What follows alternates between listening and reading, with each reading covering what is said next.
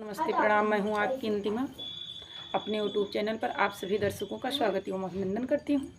एक उठान गीत सुनाने जा रही हूं। अगर अच्छा लगेगा तो लाइक शेयर सब्सक्राइब जरूर करना। धन्यवाद। वाल्मीकि के कुटियों में, हाँ वाल्मीकि के कुटियों में लव कुश के जन्मवा हो गईला। लव कुश के जन्मवा हो गईला। वाल्मीकि के कुटियों में, हाँ वाल्मीकि के कुटियों में लव कुश के जन्मवा हो गईला। लव कुश के जन्मवा हो गईला।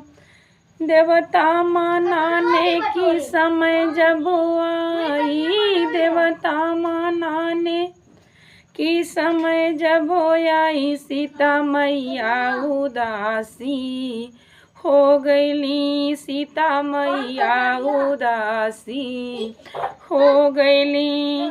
वाल्मीकि जब देवता मनावे, वाल्मीकि जब देवता मनावे, पशु पंछी दीवाना हो गईले। पशु पंछी दीवाना हो गईले। वाल्मीकि के कुटियों में, हाँ वाल्मीकि के कुटियों में लव कुश के जन्मवा हो गईला। लव कुश के जन्मवा हो गईला।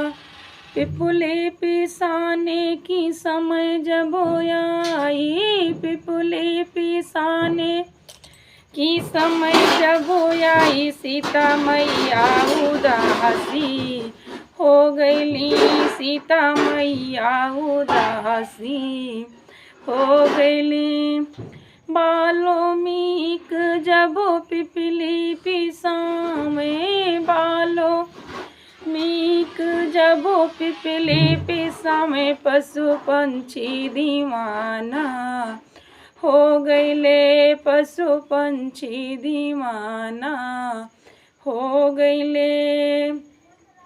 वाल्मीकि के कुटियों में लव कुश के जन्मवा हो गईले। लव कुश के जन्मवा हो गईले। नन कजरारा चाने की समय जब आई, कजरारा चाने की समय जब आई, सीता मैया उदासी हो गईली। सीता मैया उदासी हो गईली।